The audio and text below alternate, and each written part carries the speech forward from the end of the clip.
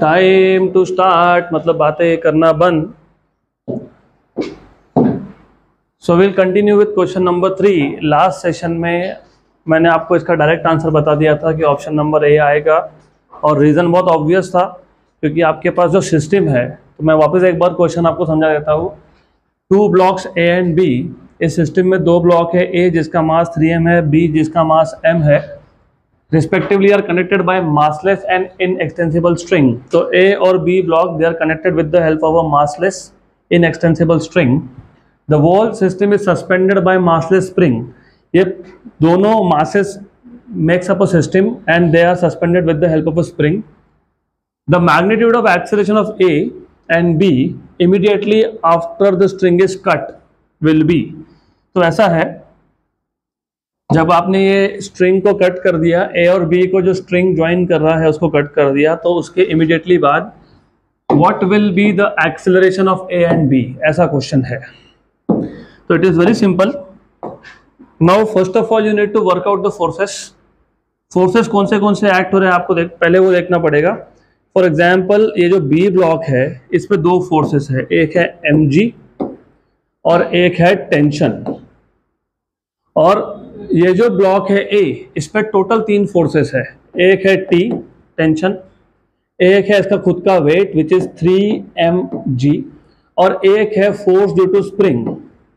और जिनको पता नहीं है वो आप 12th में ऑसिलेशन नाम का चैप्टर आएगा, सिंपल हार्मोनिक मोशन ऑसिलेशन, उसमें आप सीखोगे जब भी एक स्प्रिंग हो तो स्प्रिंग जो फोर्स देता है वो होता है kx, where x is the displacement due to the weight। जब तुम वेट लगाओगे तो स्प्रिंग विल बी स्ट्रेच्ड, तो उसको स्प्रिंग का एलोंगेशन होगा, कितना एलोंगेशन होगा, दैट इज x। तो पहले ये पता होना चाहिए आपको।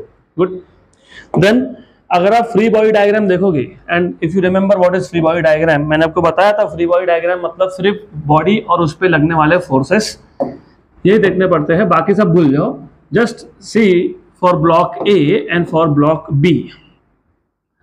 Block B पे you have forces like यहाँ पे आपके पास mg फोर्स है, यहाँ पे टेंशन फोर्स है, राइट। ब्लॉक B का इतना ही है। ब्लॉक A के लिए you have tension, then you have 3mg and then you have of course F equal to kx, correct। then if you remember मैंने आपको बताया था कि जब आप इस स्ट्रिंग को कट करोगे, इसको काट दोगे, तो जो ब्लॉक बी है it will move only under the influence of gravity, क्योंकि उस पर और कोई फोर्स लग नहीं रहा है, उसमें सिर्फ एक ही फोर्स है, that is gravitational force, that is weight, that is mg। तो मैंने आपको डायरेक्ट बता दिया था कि इसका जो एक्सीजन होता है वो क्या होगा जी, वेरी सिंपल। क्योंकि जब मैं कट कर दूंगा तो टेंशन तो 0 हो गया ना। When you cut the string becomes slack। slack मतलब टेंशन खत्म हो गया। अब टेंशन खत्म हो गया तो एक ही फोर्स है, कौन सा फोर्स है, mg। F equal to mg but F is ma, mm cancel, A equal to g। याद रखना after the string is cut, string काटने के बाद A equal to g, correct. तो यहाँ तो प्रॉब्लम नहीं है, after the string is cut you will simply have A equal to G, that's it। अब इसका देख लेते हैं। तो सबसे पहले what you should know is, जब तक स्ट्रिंग को मैंने कट नहीं किया तब तक अपवर्ड फोर्स कितना है, kx। डाउनवर्ड फोर्स क्या क्या है, t प्लस 3mg। मतलब जब तक मैं स्ट्रिंग को कट नहीं करता हूं कि x ने किसको बैलेंस किया, टेंशन और 3mg को। पर टेंशन क्या आएगा यहाँ से, mg आएगा। B ब्लॉक से टेंशन की वैल्यू क्या होगी, mg। क्यों होगी, क्योंकि सिस्टम इक्विलिब्रियम में। सिस्टम इक्विलिब्रियम में होना मतलब मोशन नहीं होना। आपने स्प्रिंग लिया, उसके नीचे A ब्लॉक लगाया, उसके नीचे वायर लगाया, उसके नीचे और एक ब्लॉक B लगा दिया और छोड़ दिया, तो the system is in equilibrium. तो इक्विलिब्रियम में B ब्लॉक पे बैलेंस फोर्सेस एक्ट हो रहे हैं, मतलब T equal to mg। A पे भी बैलेंस फोर्सेस है, कौन सा फोर्स है, kx विच इज अपवर्ड, और नीचे है T एंड 3mg। तो that is the situation you have. इसको मैं इक्वेशन नंबर 1 बोलता हूँ, इसको मैं इक्वेशन नंबर 2 बोल देता हूँ, और from 1 and 2 you will have kx equal to t is mg plus 3mg, मतलब 4mg। इसको बोल देते हैं इक्वेशन नंबर 3। अब आपने स्ट्रिंग कट कर दिया, तो ब्लॉक बी का तो समझ में आ ही गया। तो व्हेन स्ट्रिंग इज कट, तो ब्लॉक बी के केस में तो सिंपल था। अब ब्लॉक ए का देखना पड़ेगा आपको। ब्लॉक ए का कैसे सॉल्व करोगे, यू हैव टू थिंक। जैसे ही तुमने ये स्ट्रिंग को कट किया, बी तो नीचे आया, लेकिन ए ऊपर जाएगा। ऊपर क्यों जाएगा? फॉर वेरी ऑब्वियस रीजन, ये जो स्प्रिंग है ना, ये रिस्टोरिंग फोर्स प्रोवाइड करता है। कौन सा फोर्स प्रोवाइड करता है? Restoring. What is the meaning of restoring force? Do you remember? हमने इलास्टिसिटी में देखा था, a force which tries to bring the object to its original position. तो जैसे ही मैंने इसको काटा, बी नीचे गया लेकिन ए ऊपर जाएगा बिकॉज ऑफ रिस्टोरिंग फोर्स। है तो क्लियर? बराबर, करेक्ट। तो what is the net force? कैसे करोगे? एक ही फोर्स है ना, कौन सा फोर्स है? कट करने के बाद ए के ऊपर कौन सा फोर्स है? ऊपर एक है, कौन सा? नीचे एक है, 3mg। तो net force equal to upward force minus downward force. Upward force क्यों? क्योंकि ये ऊपर जाएगा, इसके लिए upward minus downwards. But what is net force? Mass into what is the mass of a block? 3m into a. kx की value कितनी आई थी? 4mg minus 3mg। तो ये आ गया आपके पास 3ma equal to mg। mm हो गया, कैंसल आउट। तो a की वैल्यू क्या आ गई? g/3। So that is why I told you option number A. Done. Next question number 4। ये बहुत सिंपल सा क्वेश्चन है। The force F acting on a particle of mass m is indicated by force time graph as shown. तो एक force act हो रहा है on some object of mass m। तो force is a variable force, क्योंकि उन्होंने clearly बोला है फोर्स टाइम ग्राफ, मतलब फोर्स की वैल्यू चेंज हो रही है विद रिस्पेक्ट टू टाइम। तो this is time dependent force. The change in momentum of the particle over time interval from 0 to 8 second. तो 0 से 8 सेकेंड में कितना मोमेंटम चेंज हुआ, ऐसा पूछा है आपको। नाउ इफ यू रिमेंबर, याद है आपको, मैंने आपको बताया था कि चेंज इन मोमेंटम मतलब क्या? impulse is area under the curve of force time graph। तो आपको टोटल एरिया निकालना है, उसको ऐड करना है। तो ये A1, ये A2 और ये A3 फाइंड करके you are just suppose to add. So basically change in momentum is impulse, and impulse is force into time, and force into time from graph is area, which is nothing but A1 plus A2 plus A3। A1 की value triangle है, ये half base into height. Base है 2, height है 6, तो half base into height. तो ये हो गया कैंसल। और उसके बाद this is area of rectangle. ये आ जाएगा आपका 2 और -3 मतलब -6, plus this is 4 into 3। 4 into 3 is 12 of course. हो गया। तो ये 6 और ये 6 कैंसल हो गया, बचा क्या? 12, खत्म। तो 12 what? Newton second. 12 newton second, option number C.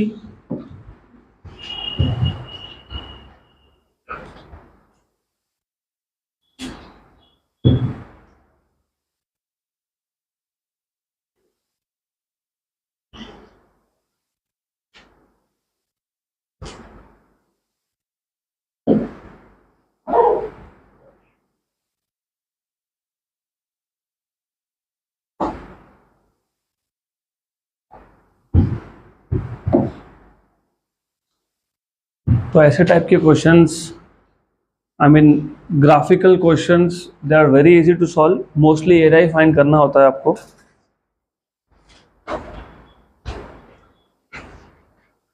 Next question.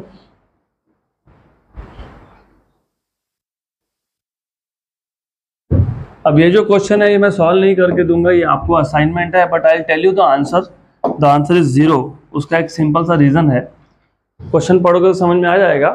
3 blocks with masses m, 2m and 3m are connected by strings as shown in figure। तो m और 2m इन दोनों को एक स्ट्रिंग कनेक्ट कर रहा है, 2m और 3m को और एक स्ट्रिंग कनेक्ट कर रहा है। After an upward force F is applied on the block m। तो m ब्लॉक पे हमने एक अपवर्ड फोर्स अप्लाई कर दिया। The masses move upward at constant speed. तो ये सारे के सारे masses they are going up with constant speed, with constant speed, with constant speed. Speed constant मतलब एक्सेलरेशन 0 होता है, एक्सेलरेशन 0 मतलब फोर्स 0 होता है। Net force on the block of mass 2m is 0। तो वो आप फाइन, मतलब आप पूरा सॉल्व आप करोगे। मैंने आपको ट्रिक बता दिया, अगर स्पीड कांस्टेंट है तो a 0 है और एक्सेलरेशन 0 है, तो ये जो बॉडी है 2m इसका नेट फोर्स भी 0 आएगा। That you will solve for your self. अगला क्वेश्चन, हाँ इंटरेस्टिंग, गुड। 3 फोर्सेस, तो 3 फोर्सेस आपको देख रहे होंगे डायग्राम में। यहाँ ध्यान दोगे तो फोर्सेस दिखेंगे, यहाँ ध्यान दो। 3 forces they are acting on a body as shown in figure. 1 newton, 2 newton and 4 newton. 3 forces है। To have the resultant force only along Y direction. हमको रिजल्टेंट फोर्स सिर्फ y के अलॉन्ग चाहिए। What is the meaning of resultant force? कि जब मैं इन तीनों forces का वेक्टर एडिशन करूंगा तो उस केस में जो भी रिजल्टेंट फोर्स मेरे पास आएगा उसमें सिर्फ j कैप दिखना चाहिए, i कैप नहीं होना चाहिए। राइट, यहाँ तक clear? Resultant force along y axis होने के लिए क्लियरली बोला है, to have the resultant force only along y direction the magnitude of minimum additional force needed is. तो क्वेश्चन बहुत सिंपल है, मैं वापस एक बार समझा देता हूँ, सिर्फ ध्यान दो। देखो ऐसा है कि यहाँ पे 3 फोर्सेस है, ये तीनों फोर्सेस एक सिंगल ऑब्जेक्ट पे एक्ट हो रहे हैं। मान लेते हैं कि वो ऑब्जेक्ट यहाँ पे ओरिजिन पे है। क्वेश्चन में ये बोला है कि ये तीनों फोर्सेस का रिजल्टेंट ओनली अलॉन्ग क्या होना चाहिए? y, मतलब x के अलॉन्ग होना चाहिए क्या? तो along x axis what should be resultant force? 0। तो एक काम करो, पहले इन तीनों फोर्सेस के x कंपोनेंट ढूंढ लो और उन तीनों को ऐड करके देखो कि 0 आता है क्या। अगर नहीं आता है, मान लो 0 नहीं आया, तो जो भी आपके पास रिमेनिंग वैल्यू है फोर्स का उतना ही ऐड करोगे ना 0 करने के लिए, मतलब सब्ट्रैक्ट करोगे। तो what you should do is, जब आपको बोला हो रिजल्टेंट ओनली अलॉन्ग y आने के लिए, तो हमको y के कंपोनेंट्स फाइंड करने ही नहीं है, हमको किसके करने हैं? x के। अगर ओनली अलॉन्ग x बोला होता तो y के। तो यहाँ पे क्या करना, ये जो 3 फोर्सेस है पहले तीनों के कंपोनेंट कर लेना। जो 1 न्यूटन है उसका x कंपोनेंट, 1 न्यूटन ने कितना एंगल बनाया? 60। तो ये आ जाएगा 1 cos 60, क्योंकि एंगल को लग के मतलब एडजेसेंट होता है cos। You know what is 1 cos 60? It is 1/2। उसके बाद जो ये 2 न्यूटन है, 2 न्यूटन का ये कंपोनेंट आपको चाहिए। अब पहले एंगल वर्कआउट करना पड़ेगा आपको। कैसे एंगल वर्कआउट करोगे? ये 30 तो ये भी क्या है? 30। क्यों? Because of vertically opposite. तो ये कितना है? 60। Very good. तो दिस इज 60। तो ये आ जाएगा आपका 2 cos 60। 2 cos 60। 2 into 1/2 that is equal to 1। Now similarly जो 4 न्यूटन का फोर्स है ये 30 है, तो यहाँ पे एंगल कितना आएगा? 60। Very good, 60। तो यहाँ पे आ जाएगा आपका, क्या लिखोगे? 4 cos 60 that is equal to 4 into half, मतलब कितना? 2। तो ये 2 आ गया। तो अभी हमको देखना पड़ेगा what is the total force along x direction.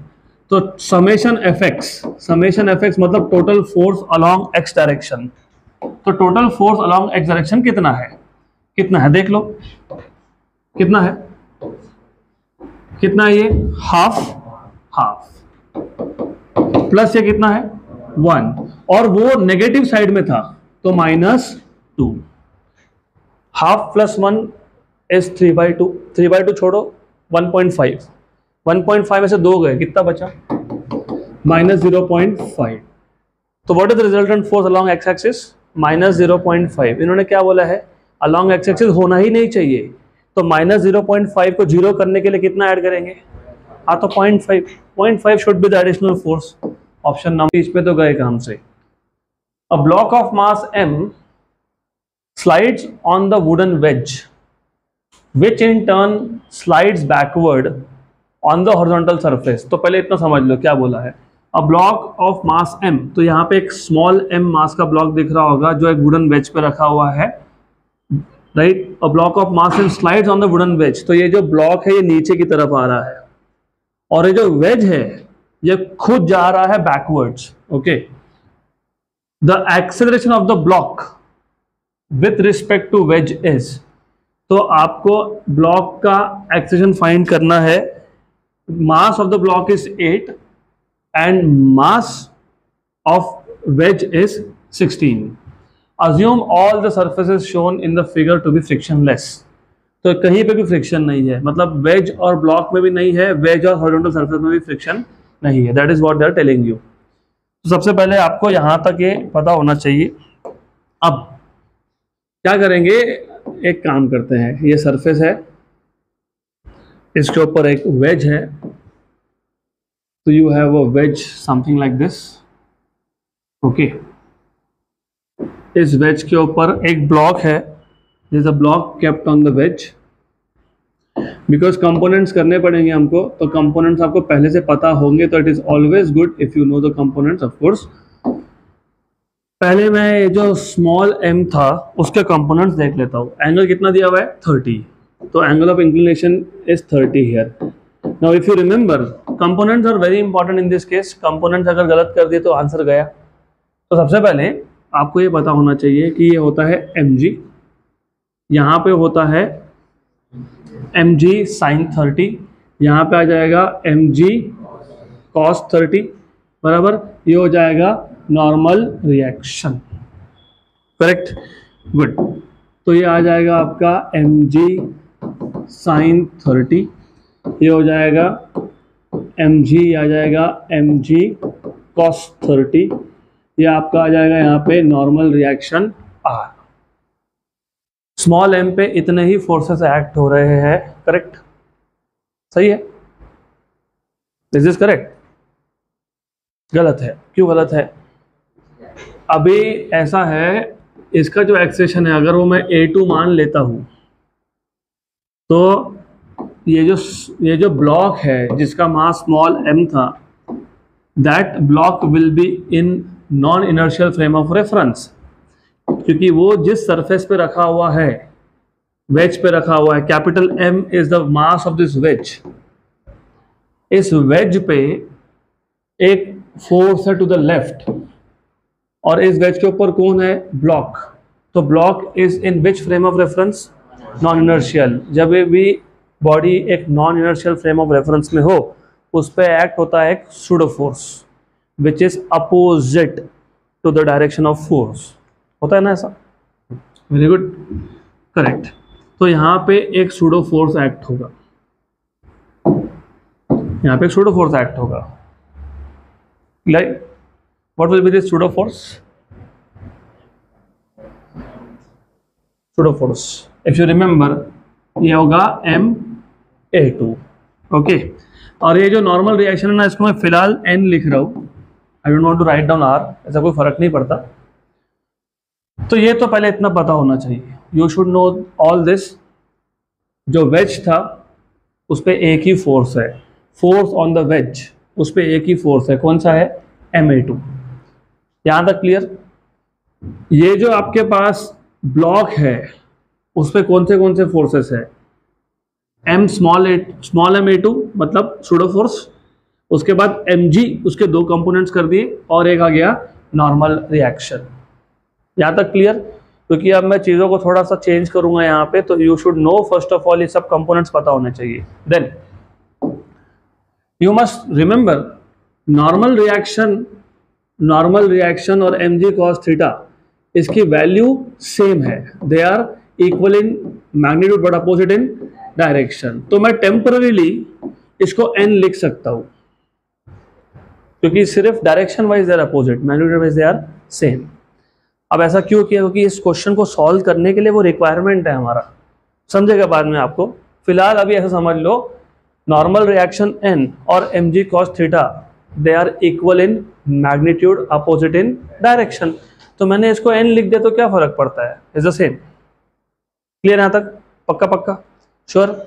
अब एक काम और करेंगे, ये जो n है ना इसके कंपोनेंट कर लेंगे, इस n के कंपोनेंट कर लेते हैं। ये n के एक कंपोनेंट यहां जाएगा और एक कंपोनेंट यहां पे आएगा। ये जो वर्टिकली डाउनवर्ड कंपोनेंट है वो हमारे किसी काम का नहीं है फिलहाल, तो मैं उसको लिखूंगा भी नहीं। I just write down this. अगर ये एंगल 30 है तो ये एंगल भी कितना है? 30 क्यूब। करस्पॉन्डिंग ये टोटल एंगल कितना है? 90, उसमें से ऊपर का पार्ट 30, तो ये पार्ट कितना? 60। तो ये जो मैंने फोर्स दिखाया ये क्या बन गया? n cos 60, n cos 60। क्या था? क्लियर? पक्का पक्का राइट। अब सिर्फ तुम वेज के बारे में सोचो, forget about block for the time being. Block का हम बाद में देख लेंगे, पहले सिर्फ वेज के बारे में सोचते हैं। तो पहले हम लोग सिर्फ वेज का फ्री बॉडी डायग्राम ड्रॉ कर लेते हैं। तो वेज पे, वेज कहां एक्सेलरेट हो रहा था? To the left. What was the acceleration? a2। But you should know कोई भी ऑब्जेक्ट अपने आप कहीं एक्सेलरेट नहीं होता है। एक्सेलरेशन प्रोड्यूस करने के लिए क्या चाहिए? हाँ, इसके लिए देखो ये मैंने क्या लिखा, n cos 60। मतलब यू कैन नाउ गेस कि ये एक्सेलरेशन किसने प्रोड्यूस किया होगा? किसने? n cos 60 ने। That was the whole idea behind showing a component to the left, क्योंकि वेज इज एक्सेलरेटिंग। और पूरे क्वेश्चन में कहीं नहीं बोला कि हमने एक्सटर्नल फोर्स लगाया। कहाँ बोला है? क्या बोला है? सिर्फ ऐसा बोला है कि जो वेज है it in turn slides backward. Backward जा रहा है वो, ये जो वेज है बैकवर्ड जा रहा है। कैसे जाएगा बैकवर्ड? कोई तो फोर्स लगेगा ना, हमने तो एक्सटर्नल लगाया नहीं। फिर हमको ये देखना पड़ा कि फिर लेफ्ट साइड में फोर्स कौन सा आ रहा है, तो कौन सा आ रहा है? n cos 60। You know net force, यहां पे net force is n cos 60। But what is net force? Mass into mass कितना है? Capital M। और एक्सीलरेशन को क्या बोला हमने? a2। तो ये क्या आ गया? n cos 60। What is mass of the ways? 16 a2 and this is nothing but n/2। तो यहां से आपको n की वैल्यू मिल जाएगी, n will be 32 a2, equation number 1। इसको बाद में यूज करना पड़ेगा, देखेंगे बाद में। अभी फिलहाल तो सॉल्व करो, देखते हैं बाद में उसको। यहां तक क्लियर? अब जो ब्लॉक है, ब्लॉक पे कौन सा फोर्स एक्ट हो रहा है आपको वो देखना पड़ेगा। You have to be very careful here, क्योंकि अगर तुमने यहाँ पे गड़बड़ कर दी तो गए, आंसर नहीं आएगा फिर। तो ब्लॉक पे क्या क्या एक्ट हो रहा है, you have to think about this. क्या क्या एक्ट हो रहा है यहाँ पे? कौन है यहाँ पे? mg sin 30। Very good, mg sin 30। उसके अलावा there is one more force. Look, if this is 30, this is also 30। तो फिर यू शुड नो ma2 का भी एक कंपोनेंट यहां पे आएगा। कौन सा? ma2 कौन सा? cos 30। आया ना? आया कि नहीं? तो यहां पे और एक फोर्स कौन सा हो गया? ma2 cos 30। ma2 was pseudo force. क्यों सूडो फोर्स? क्योंकि ये ब्लॉक एक सरफेस पे है जो खुद एक्सीडेड है, तो सूडो फोर्स था। तो सूडो फोर्स का भी कंपोनेंट हो गया, ma2 का भी कंपोनेंट हो गया, ma2 cos 30। Excellent, very good. और साइन कंपोनेंट कहां जाएगा? जाएगा ना यहाँ पे, यहाँ जाएगा ना। तो ये क्या आ गया? ma2 sin 30। बराबर। मैं फिलहाल कंपोनेंट दिखा देता हूं, यूज में आएगा तो करेंगे, नहीं तो छोड़ देंगे। अगर काम में आया तो देखेंगे, otherwise will just leave that. तो कौन आ गया? ma2 sin 30। और इसी डायरेक्शन में और एक फोर्स था, कौन सा था? Normal reaction n। बराबर। और डाउनवर्ड्स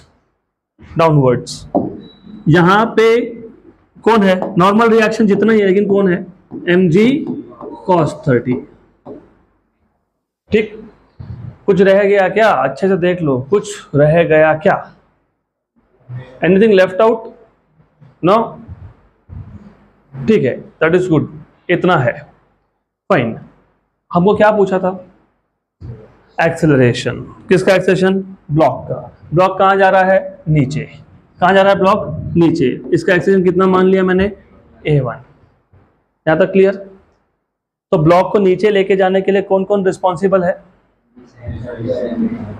कौन कौन है? mg sin 30, very good, mg sin 30 plus ma2 cos 30। हो गया? पक्का? और कुछ नहीं? इतना ही? इतना ही है ना? ठीक है, सॉल्व करो, देखते हैं फिर। What will B net force? Net force, what is force? Mass into किसका एक्सेलरेशन हो रहा है? स्मॉल ब्लॉक का। तो m इनटू क्या? a1 equal to mg sin 30 बराबर प्लस ma2 cos 30 कितना होता है? और a2 तुमने कितना फाइंड किया? a2 n by 32। a2 क्या था? n by 32। यहां तक क्लियर? यहां से m कॉमन निकाल के कैंसिल, वेरी गुड।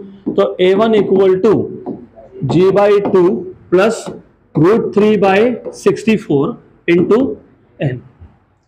तो अगर आपको क्वेश्चन सॉल्व करना है तो n चाहिए, n चाहिए। इसके लिए मैंने यहाँ पे डायग्राम ड्रॉ किया था। देखो n क्या आएगा? n प्लस ma sin 30, ये किसको बैलेंस कर रहा है? mg cos। इक्वेशन नंबर 2, तो n प्लस ma2 क्या लिखूं मैं? sin 30, sin 30 था ना? यस, किसको बैलेंस कर दिया इसने?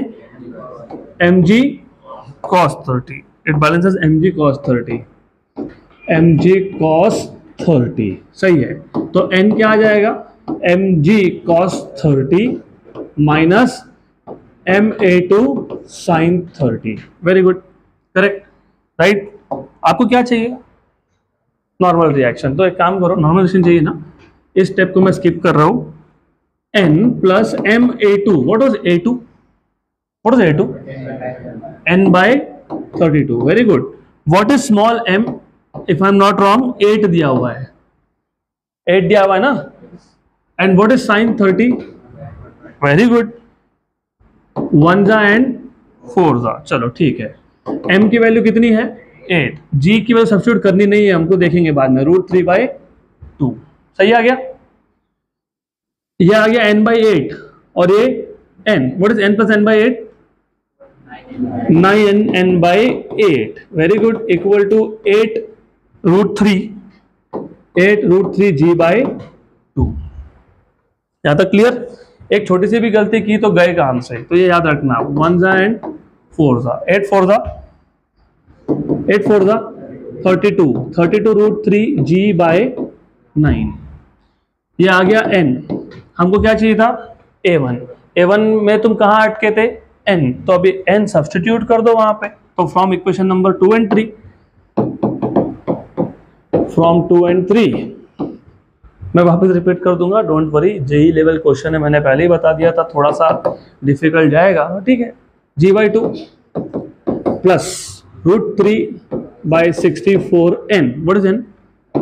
32 √3 बाई 9 इंटू जी, करेक्ट? हाँ सही है, 32 √3 बाई 9, सही है, गुड। 1 जा 2 जा।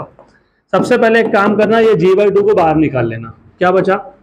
1, 3 √3 3, नीचे क्या है? 9, और g बाई 2 तो क्या आ गया? बाहर। 1 जा एंड 3 जा। कौन सा √3 बाई 2 बाकी है? एक मिनट, √3 बाई 64, √3 बाई 64, ठीक। n, what is n? 32 √3 g by 9, 32 √3 g by 9 बराबर 32 √3 g बाई 9। 1 जा एंड 2 जा, g बाई 2 कॉमन आ गया, दोनों में से 1 बचा, तो g बाई 2 तो गया, √3 इंटू √3 3, और नीचे क्या है? 9, बराबर है। तो A1 कितना आ गया, ये 1 + 1/3 4/3, तो ये आपका G/2 इंटू 4/3 सही है, बराबर, 1 एंड 2 तो 2G/3, 2G/3 option number D. Good. तो अभी ध्यान दो, वापस मैं रिपीट कर देता हूँ क्योंकि this is a very good quality question. ऐसे टाइप के क्वेश्चन आपको आने चाहिए खुद से सॉल्व करने। इट्स नो बिग डील, इतना कुछ डिफिकल्ट नहीं है, सिर्फ you have to focus, you have to understand the basics, components निकालते आने चाहिए। तो मैं आपको वापस पूरा सिचुएशन समझा देता हूँ। एक हॉरिजॉन्टल सरफेस है, इस हॉरिजॉन्टल सरफेस पे एक वेज है, वेज मतलब इंक्लाइन प्लेन होता है, इंक्लाइन प्लेन होता है, वेज है। अब इस वेज के ऊपर एक ऑब्जेक्ट है जिसका मास m है, this is a block of mass m, block of mass m। तो दिस इज इंपॉर्टेंट थिंग, ऐसा है। First thing you should be able to find out the components of forces acting on this block. यहाँ पे mg था, इसमें तो कोई doubt नहीं है, तो mg था, ये mg है, और फिर आपको पता होना चाहिए कि यहाँ पे हो जाएगा mg sin 30, क्योंकि यहाँ पे ये जो एंगल रह गया था 30, दिस इज 30, तो ये आ जाएगा आपका mg sin 30। उसके बाद you have here mg cos 30, right, और ये आ गया आपका normal reaction n। I know this is mg cos 30, लेकिन टेम्पररीली मैं इसको n लिख रहा हूं क्योंकि n और mg cos 30 they are same. जब तक तुमने इस वेज को एक्सेलरेट नहीं किया तब तक दे आर सेम, राइट। तो ये नॉर्मल रिएक्शन आ गया। अब now if I draw a line here, मैंने इधर से लाइन ड्रॉ कर लिया, ये एंगल 30, तो ये एंगल भी 30 है करस्पॉन्डिंग, ये एंगल आपका बन गया 60, तो यहाँ पे हो गया n cos 60, और यहाँ पे जाएगा आपका mg के साथ साथ कौन, n sin 60, राइट, करेक्ट, वो बाद में देखेंगे। और ये जो ब्लॉक था, ये block it was accelerating to the left with some acceleration a2। तो पहले सिर्फ वेज की बात करो, wedge is going to the left, तो net force is to the left, तो net force is to the left, but what is the force to the left on the wedge, n cos 60, but what is net force, mass into acceleration, that is n cos 60, that is n/2, और veg का जो मास था वो था 16, तो 16 a2 equal to n/2, तो a2 यहां से मिल गया आपको n/32, इक्वेशन नंबर 1, या फिर n equal to 32 a2। Are that clear? Now you have to focus what are the forces acting on this block। एक तो यहां पता ही है तुमको, कौन, mg sin 30, that is there, of course that is there। उसके बाद क्योंकि ये सिस्टम एक्सेलरेटेड था तो सूडो फोर्स एक्ट हुआ, सूडो फोर्स होगा ma2, ma2 का एक कंपोनेंट, कौन सा कंपोनेंट, कॉस कंपोनेंट यहाँ आ जाएगा cos 30, और उसी का साइन कंपोनेंट यहाँ जाएगा, तो इट इज ma2 sin 30, नहीं दिस इज sin 30, बराबर है, ma2 का कॉस कंपोनेंट, क्योंकि ये 30 तो ये भी कितना है 30, अल्टरनेट एंगल्स, तो वो साइन है, दैट इज करेक्ट। अभी क्या क्या आ गया यहाँ पे, यहाँ पे आ गया आपका ma2 cos 30, very good. Then if you look here, यहाँ पे नॉर्मल रिएक्शन था, यहाँ पे mg cos 30 था, और यहाँ पे ma2 sin 30 था। So these are the forces acting on block M। यहाँ तक क्लियर है, पक्का पक्का, श्योर श्योर, गुड। तो अब यू शुड नो कि ये जो ब्लॉक नीचे जाएगा with some acceleration A1, it is because of the two forces which are acting downwards। तो कौन से दो forces acting downwards है, it is ma2 cos 30 plus mg sin 30, but net force is mass into acceleration ma2 cos 30, ये मैं बाद में लिख दूंगा values, mg sin 30 that is mg/2, cos 30 भी लिखना तो cos 30 भी लिख दो, √3/2, √3/2, mm cancel, a1 equal to a2, but what is a2, what is a2, n/32 √3/2 और g/2। यहां तक क्लियर? अगर आपको इस क्वेश्चन को सॉल्व करना है तो आपको क्या चाहिए, n, बस हमने फिर n फाइंड किया इसके बाद, तो इसके बाद हमने सिर्फ n फाइंड किया था। n कैसे फाइंड किया, तो ये फोर्सेस से ही कर लिया, तो n प्लस ma2 साइन था ना वो, sine 30, ma2 sine 30 is equal to क्या, mg cos 30, mg cos 30। तो n प्लस स्मॉल m की वैल्यू 8 थी, a2 की value was n/32 and this is half, this is again 8 and this is √3/2। इसको solve कर लो, 1 जा and 4 जा, तो आपको मिल गया n plus n/8 that is 9n/8 equal to 1 जा and 4 जा, तो ठीक है, 4g √3 हो गया ना। तो n क्या मिल जाएगा, 32 √3g/9, ये इक्वेशन नंबर 2 में सब्स्टिट्यूट कर देना, तो from 2 and 3, therefore from equation number 2 and 3 a1 which is n, but n is 32 √3g/9 into √3/64 plus g/2, ऐसा ही है, करेक्ट है ना, बराबर है, सही है, 1 जा and 2 जा। Take out g/2 common, if you take out g/2 common, √3 into √3 3/9 plus 1 जा and 3 जा, 1/3 प्लस 1 इज 4/3, तो ये हो जाएगा 4/3, मतलब final answer will be 2g/3, जो ऑप्शन नंबर डी था। Next question, again a very good question, ये भी JEE का ही PYQ है और बहुत अच्छा क्वेश्चन है, क्योंकि डबल पुली वाला सिस्टम हमने थ्योरी में डिस्कस नहीं किया था, because I have told you कि वो हम लोग डायरेक्ट क्वेश्चंस में ही करेंगे, क्योंकि थ्योरी में ना अननेसेसरी कभी कभी ज़्यादा दिया होता है which is not really required. तो अभी देखते हैं क्वेश्चन क्या है। डबल पुली सिस्टम है, ये ध्यान रखना, वायर एक ही है, ये भी ध्यान रखना। The boxes of masses 2 kg, तो 2 kg and 8 kg are connected by a massless string, तो ये एक मासलेस स्ट्रिंग से कनेक्टेड है, right, passing over smooth pulleys, दोनों पुलिस स्मूथ है, okay. Calculate the time taken by the box of mass 8 kg to strike the ground starting from rest, g value is 10 metre per second square. तो जो 8 kg का block है, ये rest से start हुआ, इसको release कर दिया तो ये नीचे जाएगा, अब क्योंकि ये नीचे जाएगा तो ये ऊपर आएगा, तो 20 सेंटीमीटर डिस्टेंस है between block of 8 kg and the surface, तो ये 20 सेंटीमीटर कवर करने में कितना टाइम लगने वाला है, दैट इज द क्वेश्चन। तो क्वेश्चन समझ में आया। अब इस टाइप के क्वेश्चन को सॉल्व करना है तो of course free body diagram, तो आपको फ्री बॉडी डायग्राम ड्रॉ करने पड़ेंगे। तो मैं 8 kg और 2 kg दोनों का फ्री बॉडी डायग्राम ड्रॉ कर लेता हूं। तो let us draw free body diagram of both.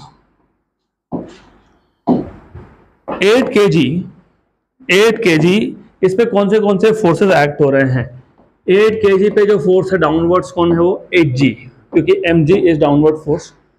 Tension double है, क्यों डबल है, यहां से टेंशन T इज अपवर्ड्स और यहां पे भी टेंशन T इज अपवर्ड्स, यहां पे tension T is also upwards, और क्योंकि स्ट्रिंग सेम है तो टेंशन सेम है। तो 8 kg पे tension is 2 times of T, क्योंकि T और T तो कितना 2T, वेरी गुड 2T, तो ये 2T, दिस इज 2T। यहां पे this is how much 2G, this is 2G and this is how much T। अब अगर 8 kg का ब्लॉक अगर नीचे आ रहा है विथ एक्सेलरेशन A, क्योंकि वो नीचे आएगा ही, सही है, तो it is coming down with acceleration A, तो ये जाएगा ऊपर with acceleration 2A, not a but 2a। अब ये कैसा हो गया, ये ऐसा कैसा 2a हो गया? हमने तो देखा था कि अगर एक ब्लॉक नीचे आ रहा है विद एक्सेशन a, तो जो दूसरा ब्लॉक है वो ऊपर जाएगा विद एक्सेशन a। यहाँ पे 2a कहाँ से आ गया बताता हूँ आपको। What is acceleration? dv by dt, मतलब acceleration depends on velocity, kind of direct proportional relation, सही है ना? वेलोसिटी कहाँ से आता है? dx by dt, मतलब वेलोसिटी का डायरेक्ट रिलेशन है डिस्प्लेसमेंट के साथ। Acceleration is related to velocity, velocity is related to displacement. यहाँ तक क्लियर? पक्का? अब इमेजिन, रस्सी तो एक ही है, एक ही रस्सी है ना, सही कि नहीं? अगर ये साइड x सेंटीमीटर से नीचे आता है, क्योंकि ये नीचे जा रहा है, मतलब इसका x सेंटीमीटर लेंथ बढ़ रहा है, तो इसका भी कितना बढ़ेगा? x, correct. और रस्सी का लेंथ तो कांस्टेंट है, x और x 2x, तो यहाँ पे कितना चेंज होगा? 2x।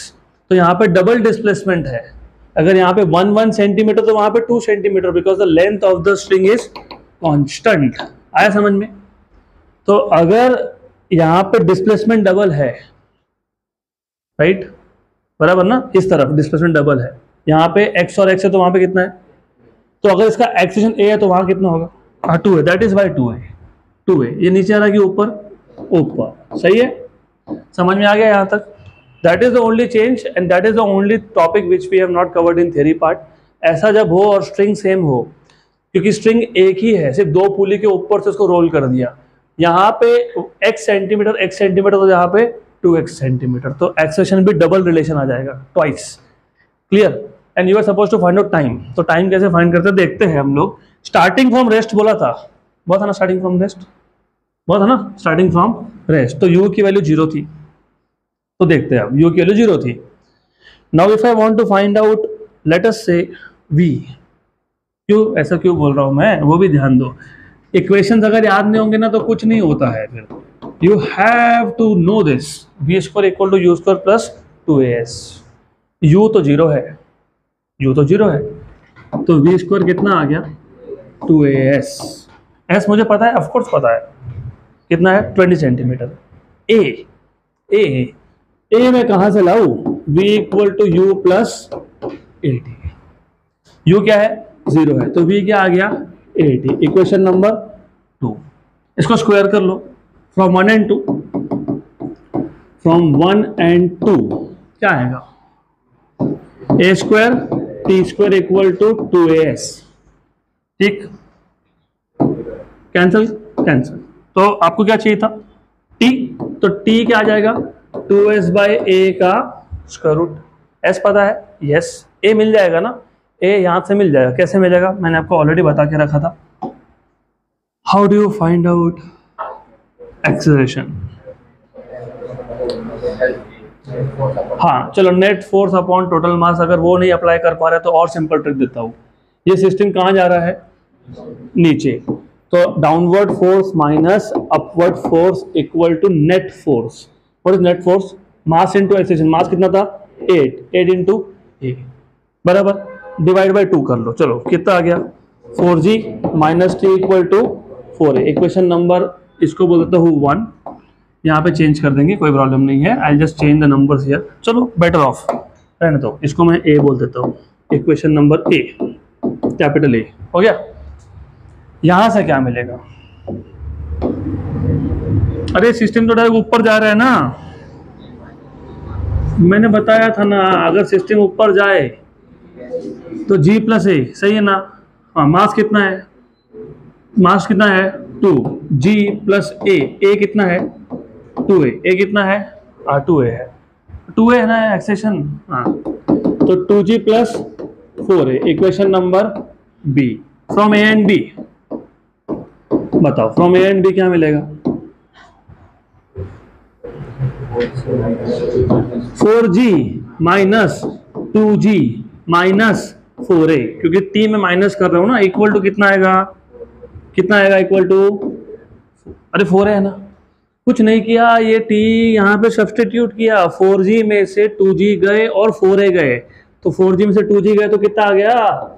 और ये उधर गया तो a कितना आ गया? ए कितना आ गया, g/4 आ गया, तो a इक्वल टू g/4 आ गया। अब ये a की वैल्यू यहाँ सब्स्टिट्यूट होगी ना t में। What is t? Under root of क्या, 2s/a।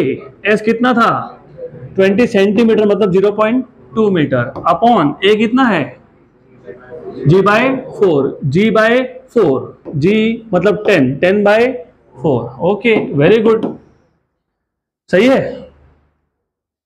अंडर रूट ऑफ, देखो ऐसा है, रुको रुको रुको गाही नहीं, 2 × 2 × 4 16, वेरी गुड। 10⁻⁻1 बचा ना ऊपर, उसको नीचे ले लेते हैं तो कितना हो गया 100 हो गया ना 100।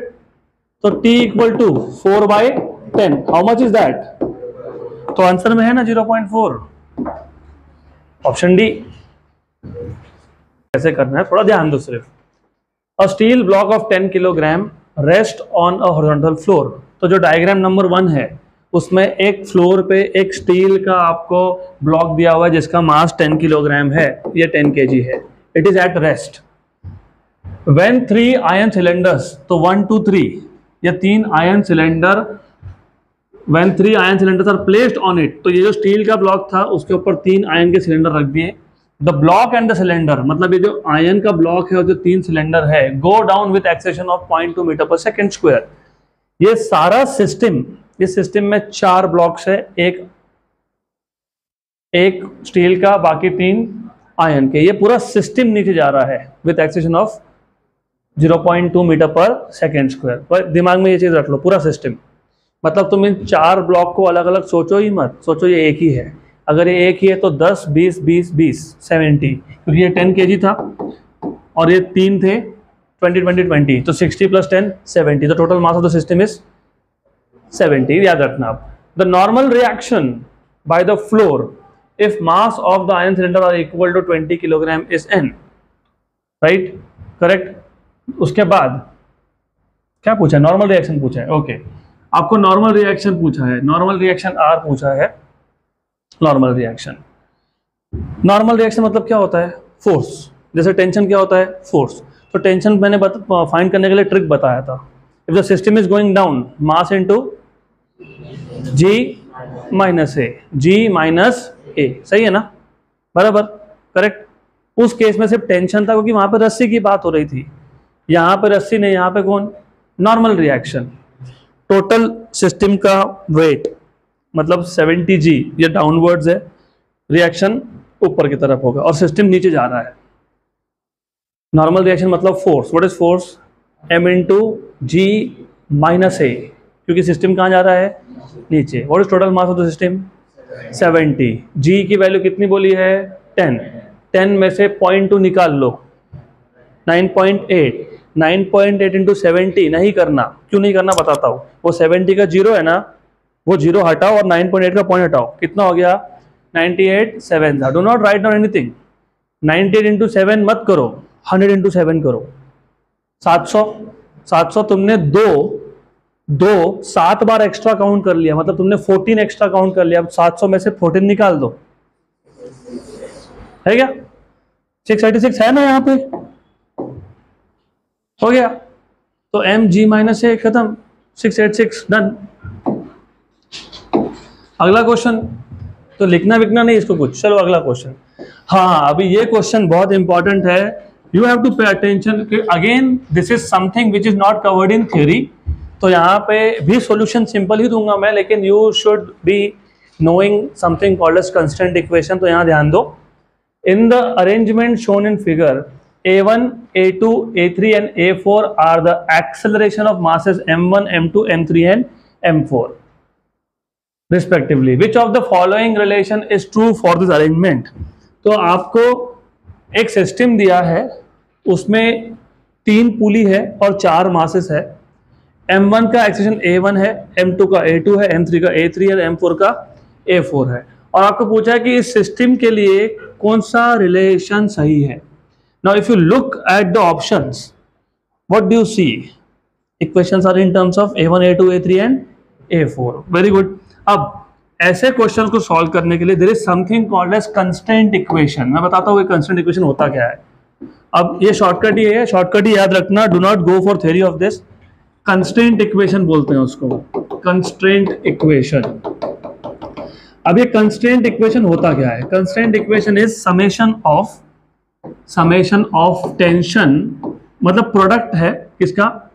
टेंशन और एक्सेशन का, और उसका सम है, दैट इज इक्वल टू 0। अब समेशन क्यों किया? क्योंकि 3-3 4-4 स्ट्रिंग है, तो टेंशन एक आएगा क्या? नहीं, और एक्सेशन भी अलग अलग है, तो जितने भी टेंशन और एक्सेशन है उसका प्रोडक्ट लेना, उन सबको ऐड करना और इक्वल टू क्या लिखना? 0। इसको बोलते हैं कंस्टेंट इक्वेशन। क्या बोलते हैं इसको? क्या बोलते हैं इसको? Constant equation. तो कंस्टेंट इक्वेशन में क्या होता है? Summation of T into a equal to 0, summation of T into a equal to 0। यहां तक क्लियर? अब ध्यान दो, and then to solve this question एक काम करते हैं, ये m1 नीचे आ रहा है विथ एक्शन a1, ऐसा इमेजिन कर लेते हैं, कोई फर्क नहीं पड़ता, तुम उल्टा भी बोल सकते हो, डज नॉट मैटर, क्योंकि ये वेक्टर नहीं है, ये स्केलर फॉर्म है। स्केलर फॉर्म में तो हम मैग्नीट्यूड लिखते हैं ना, वैसे भी डायरेक्शन से क्या मतलब होता है? नहीं होता है कुछ भी। ये नीचे आ रहा है, राइट, ये भी नीचे आ रहा है a2, ये भी नीचे आ रहा है विथ a3, सिर्फ अगर m3 नीचे आएगा तो m4 ऊपर जाएगा, राइट, विथ a4। यहां तक क्लियर? बराबर।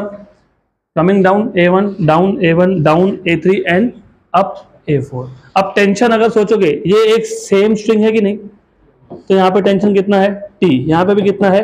T, लेकिन ऊपर से देखूंगा तो टेंशन कहाँ दिखेगा? नीचे, तो नीचे, राइट। तो ये T और ये T, तो ऊपर वाले स्ट्रिंग में कितना टेंशन?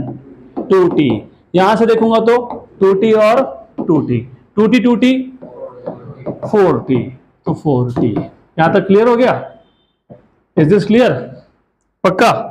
तो समेशन कैसे लिखेंगे? T1A1 plus T2A2 plus T3A3 plus T4A4 equal to 0, correct? What is T1? 4T, बराबर है ना? 4T m1 के साथ a1 है, तो T1 भी तो m1 के साथ ही है ना, तो कितना है? और a1 है। What is T2? 2T, साथ में कौन है? a2, और T3 के साथ T, a3, और 4 के साथ भी T, a4 इक्वल टू 0। क्या कॉमन निकाल के? T कॉमन निकाल के वहां भेज दिया, क्या हो गया? 0। तो क्या आ गया? 4a1 plus 2a2 plus a3 plus a4 equal to option number ए।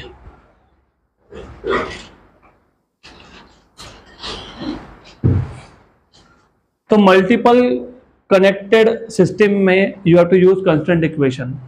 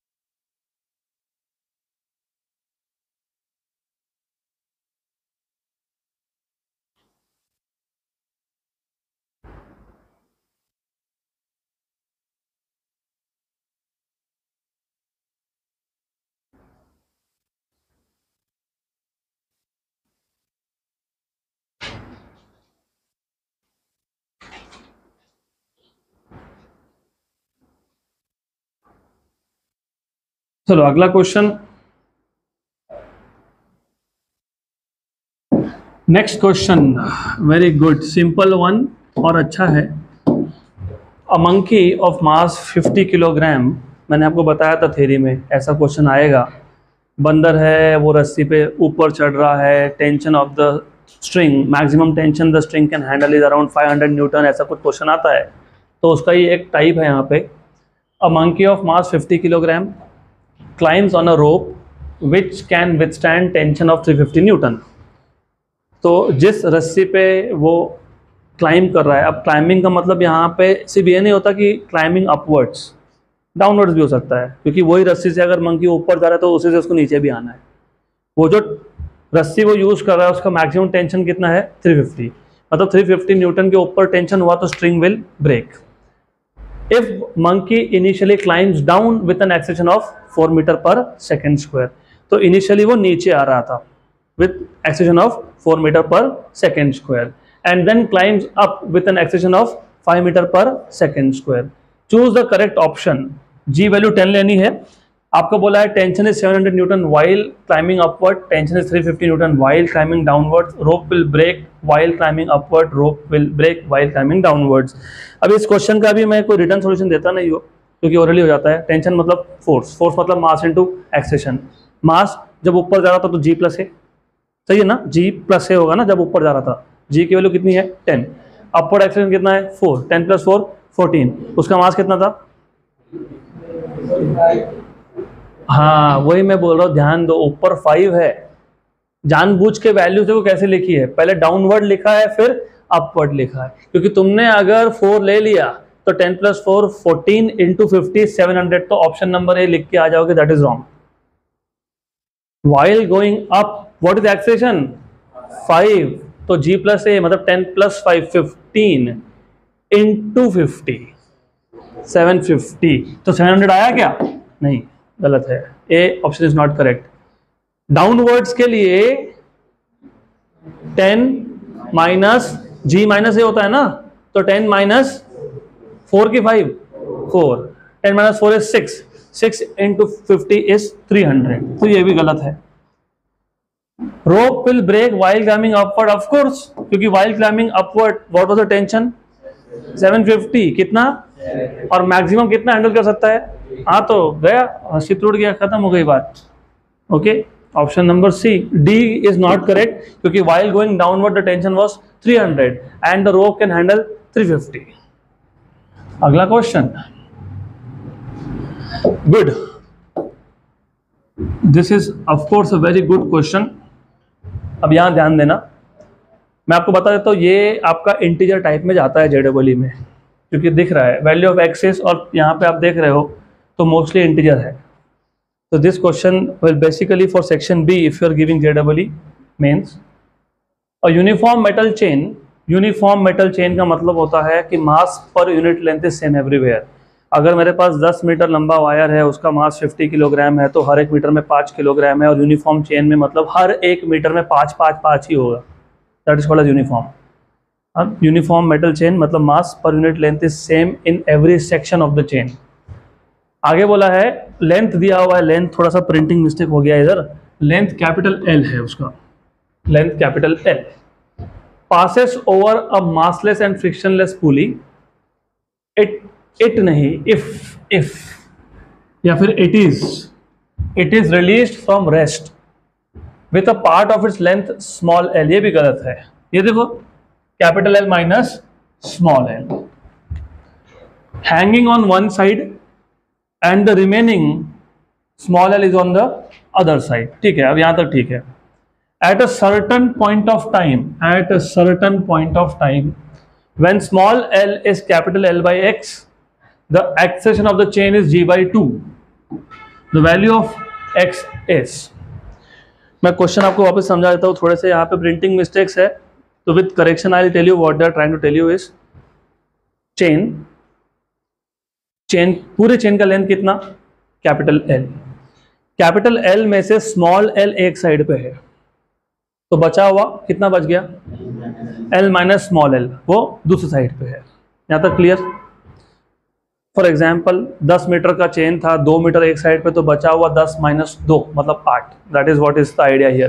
अभी बहुत इंपॉर्टेंट चीज़ है ये, this is something that you will need, right. अब आपने इसको रिलीज कर दिया, अब रिलीज कर दिया तो डेफिनेटली जिस साइड पे ज़्यादा पोर्शन होगा वहाँ पे ज़्यादा वेट है, तो उस साइड चेन नीचे जाएगा और दूसरी साइड पे चेन ऊपर जाएगा। यहाँ तक clear.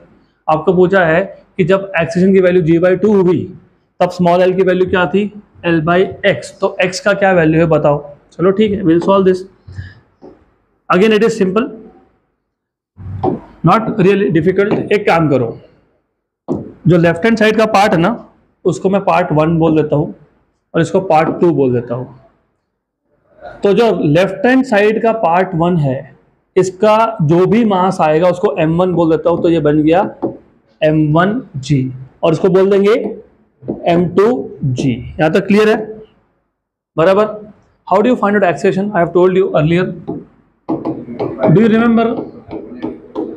Upon total mass. Very good. What is net force? m2g minus m1g। What is total mass? m1 plus m2। उसको मैं कैपिटल M बोल दूंगा बाद में, चलो बाद में देखेंगे वो। Now you should know something called as, let us say lambda. Lambda is defined as mass per unit length, total mass by total length, mass per unit length. वही तो बताया मैंने, 10 मीटर लंबा चेन था, 50 किलोग्राम उसका मास था, तो हर 1 metre में कितना आ गया? 5 किलोग्राम पर मीटर। उसको मैं लैम्डा बोल रहा हूँ, बाकी कुछ नहीं बोल रहा। उसको मैंने क्या बोल दिया? लैम्डा। तो यहां से मास का फॉर्मूला बन गया ना, लैम्डा इंटू एल। तो what is m1? What is m1? Lambda into l1। What is l1? कितना है? Small l। What will B m2? Lambda into l2। What is l2? l minus l। सही है, very good, हो गया। हमारा interest था m1 m2 find करने में। m1 मिल गया आपको, मिल गया ना m1? कितना आया? m2 मिल गया आपको, कितना आया? Very good, very good. तो what is m1 plus m2? Lambda l plus lambda minus lambda, तो कितना आ गया? वो आने ही वाला था, टोटल मास था, वो था कि नहीं? टोटल मास, टोटल मास कितना है? लैम्डा इंटू एल, वो तो होने ही वाला था। What is acceleration? Net force. What is net force? आपने बताया m2 minus m1g upon m1 plus m2। What is m2? What is m2? Lambda L minus small l. What is m1? Lambda into small l into g upon lambda into l. Total सही है? Solve कर लो इसको, क्या आएगा? Lambda L minus lambda small L minus lambda small L upon lambda capital L into g. तो क्या आ जाएगा ये? लैम्डा कॉमन निकाल लो, L minus 2L, very good, g upon lambda L। Lambda lambda cancel. लेकिन उन्होंने क्या बोला है? A की वैल्यू कितनी बोली है? g/2। क्वेश्चन में ऐसा बोला हुआ है कि A की वैल्यू कितनी? g/2। जब A की वैल्यू g/2 थी, जब A की वैल्यू g/2 थी, तो स्मॉल l की वैल्यू क्या थी? l/x। ठीक है, वो याद रखना। आप पहले g/2 सब्स्टिट्यूट कर देता हूं मैं, g/2 सब्स्टिट्यूट कर दिया यहाँ पे, तो g/2 डाल दिया। राइट हैंड साइड पे क्या था? l minus 2l by l into g. ये हो गया, कैंसल हो गया, वेरी गुड। इसको यहाँ लेके आ जाओ, l/2 equal to l minus 2l, तो 2l equal to l minus l/2, तो कितना आ गया? 2l। What is 2l? तो कितना हो गया? l/4। लेकिन क्वेश्चन में क्या बोला है? l/x। कंपेयर करके बताओ x की वैल्यू कितनी है? हाँ, तो हो गया, ऑप्शन नंबर डी है। डन।